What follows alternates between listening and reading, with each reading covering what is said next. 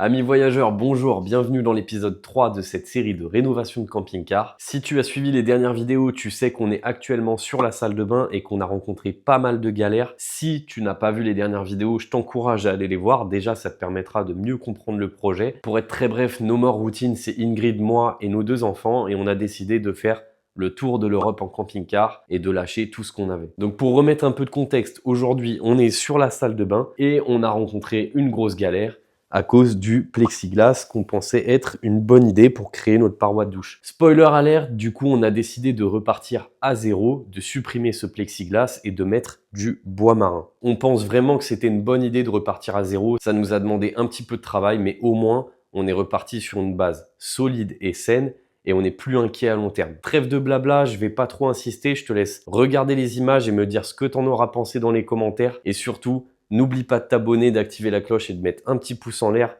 Pour nous, ça nous ferait vraiment plaisir. Et je te dis à tout de suite pour la suite de la vidéo. Donc première étape, on a racheté des tasseaux qu'on a fixés de part et d'autre et qu'on a monté jusqu'au plafond. Ensuite, seconde étape, on avait 3 planches de bois marin. Il y en a une qu'on a dû découper pour faire le dernier morceau en haut, sans oublier l'ouverture pour le mitigeur de douche et le tour est joué. Là, on a bien avancé, on est vraiment content. Enfin, on y voit plus clair. Donc, la paroi de douche, c'est terminados, enfin.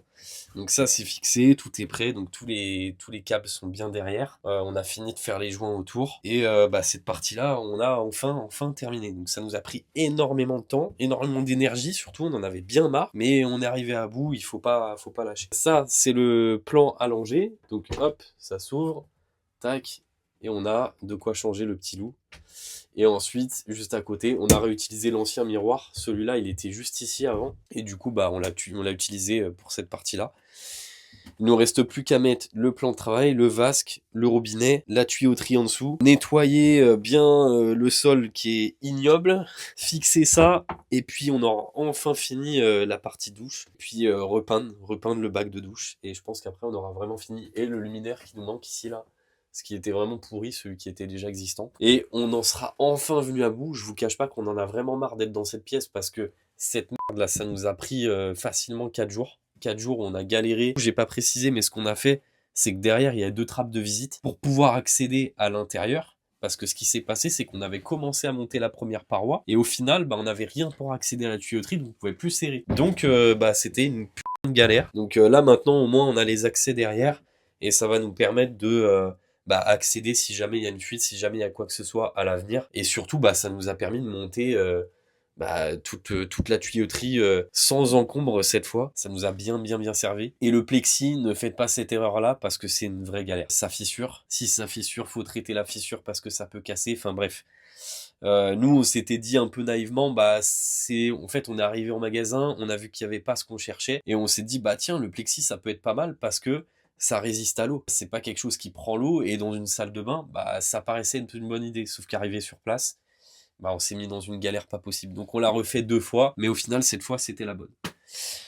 Voilà, on va continuer et puis je pense que quand on reprendra la vidéo, ça sera enfin finalisé parce que je suis pas sûr qu'on va vous filmer ce qu'on fait au niveau du plan de travail, c'est pas très compliqué, hein. Faut découper un plan de travail, faire la tuyauterie en dessous, même si la tuyauterie c'est du spécifique parce que ces conduits là, ces gaines d'eau là, c'est pas ce qu'on a dans une maison par exemple, c'est pas les mêmes diamètres, donc il faut trouver après des choses adaptables, mais finalement nous on a trouvé chez Weldom, donc ça se trouve, voilà.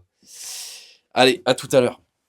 Qu'est-ce que ça donne? La salle de bain enfin finalisée qui nous a pris beaucoup de temps et d'énergie, mais on est plutôt content du résultat. Dans les commentaires, n'hésitez pas à me dire ce que vous en aurez pensé, j'espère que ça vous plaira. Et nous, on se retrouvera pour l'épisode dédié à l'installation du poêle à bois. Ça va être une autre paire de manches. Allez, let's go, c'est parti.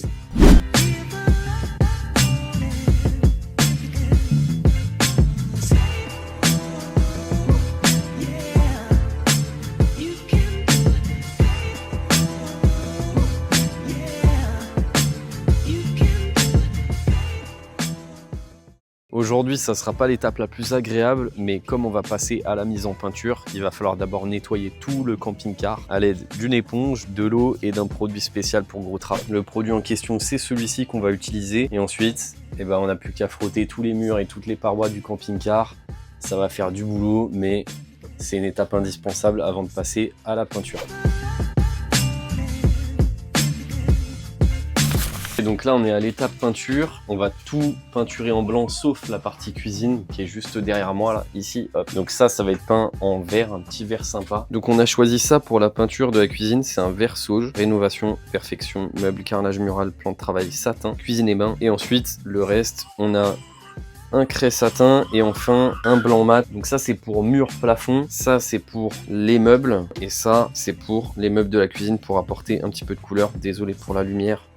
Hop.